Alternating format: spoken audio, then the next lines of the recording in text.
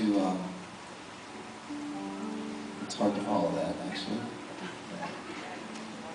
Gotta come back. I will, we will.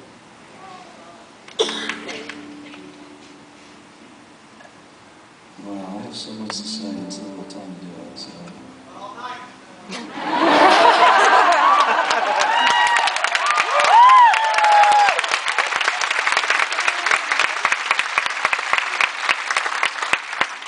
He doesn't have a babysitter.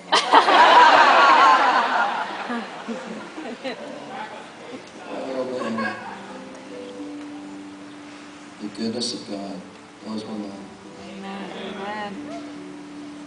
That's why I'll be singing and talking about grace for the rest of the life. Let's sit down just for a second. I'm just going to say a couple things and I'll let you go home.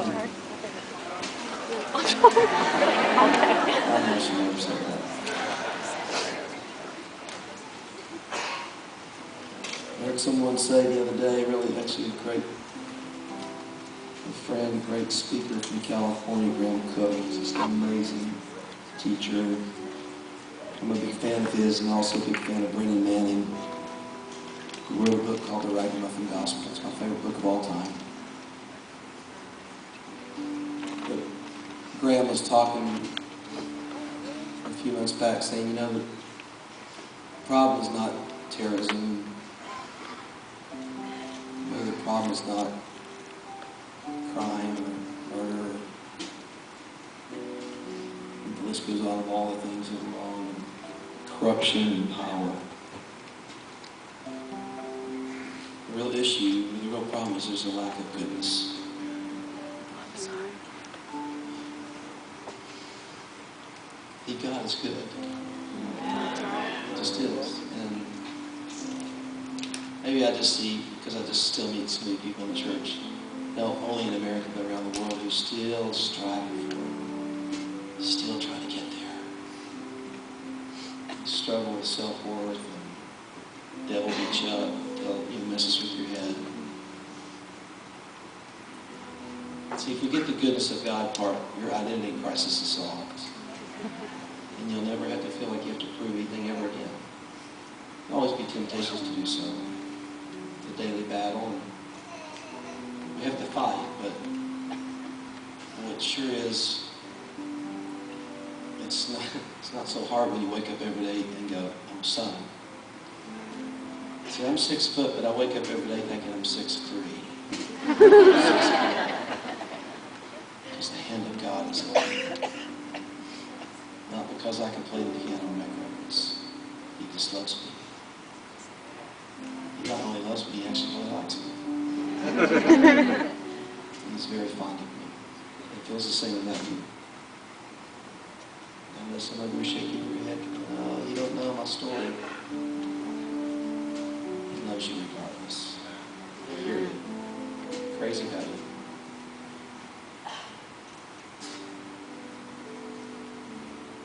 A lot of us think about Father, because I always talk about the Father heart of God, and Father for some of us in this room is not a very pleasant word because you didn't have a good father. You know what? God can father you. If you didn't have a good mom, God can mother you. My mom was left on the doorsteps with her 2 sisters and brother, and she was 8 years old. My real grandmother walked out the door and never came home. Ever. Split. Don't want to be a mom anymore, not even. Never came home, ever. My mom could have been bitter for the rest of her life. But my mom just chose to let God love her. My mom's the bomb. My mom and dad are amazing. Because they've experienced the goodness of God. I tell you, it never fails. I live in Franklin, Tennessee, just south of Nashville. I walk down the street. Never fails. And there's, it's not such a big deal in Nashville because there's so many artists and celebrities that live here. I walk down the street, somebody taps me on the shoulder and they go, Michael, that was Smith, aren't you? Well, yeah, nice to meet you. And you know what they say? Love your mom and dad.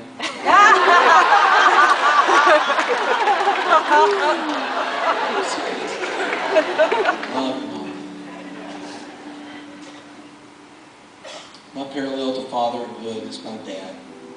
I'm one of the fortunate ones who have a good dad. My dad thinks I can do no wrong. I tried to tell him that that's not true. I know he's not the perfect dad, but he's the best dad son I've ever known. The most dreaded call I would have to make when I would go to LA for the Grammys is to call him and tell him that I didn't win.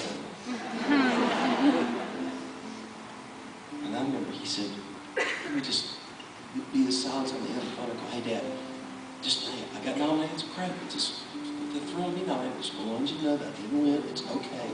There's a long silence on the other end. He was one of those people smoking.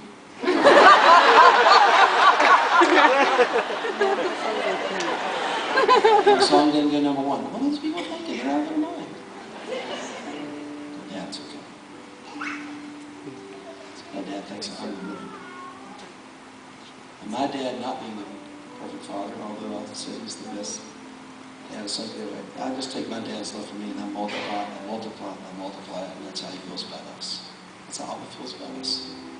It's true. It's almost hard to fathom. It's almost too good to be true, but it's true. It's called crazy love. Just mind-boggling. I'm convinced if the church gets this part of the gospel, the goodness of God, the world will change. I really believe the world will change. And maybe I came here tonight just to deliver this simple little message.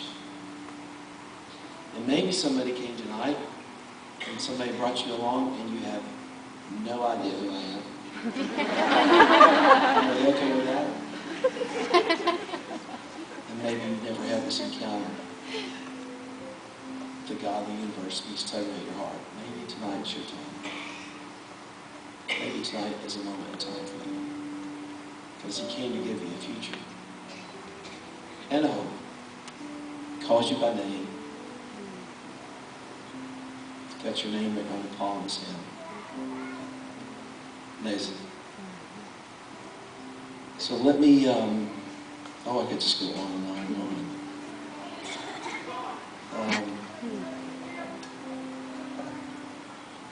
We all have opportunity to finish well. And I say all this not only for you to get the identity crisis solved, but you know, once you really know who you are, then it's really not about you. It's really not about the car you drive or the home you live in. You just want to give your life away. And you don't have to cross the Atlantic or the Pacific to be a missionary. There's people in your own backyard who need a hug, who need a home cooked meal. Just get told that they're loved. Right here at PA. I'm glad I came tonight. I don't think I was here by mistake. And I just enjoy being with you all, actually. So I ended with a song. I can't think of a better song to end with from the Wonder record. You're always trying, for me as a worship leader, you're always trying to figure out, gosh, how do I express myself, but how do I say it different? Give me new words to say. And the Wonder record was actually finished, and all of a sudden, at the very last minute, the song kind of came out of nowhere.